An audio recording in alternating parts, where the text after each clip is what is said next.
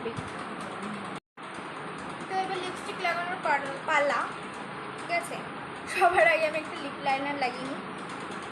এটার একটা জিনিসই ভালো লাগে না, এইভাবে ছুলতে হয় সেই পেন্সিল ছোলার মতো।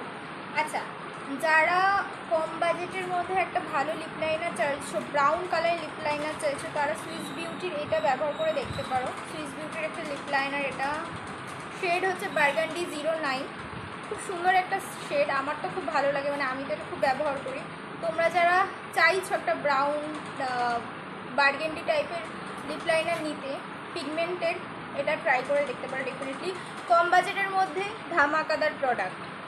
তোমরা দেখতেই পাচ্ছ কত পিগমেন্টেড একটা লিপ লাইনার, হাই অ্যান্ড ব্র্যান্ডকেও টক্কর দিতে পারে। এত পিগমেন্টেড একটা লিপ লাইনার খুব কম বাজেটে তোমরা পেয়ে যাবে। আর এরকমই আমি সিরিজ ভিডিওর মাধ্যমে তোমাদের সাথে অ্যাফোর্ডেবল প্রোডাক্ট নিয়ে কথা বলবো, তাই আমার সমস্ত ভিডিও দেখতে থেকো আর পাশে থেকো।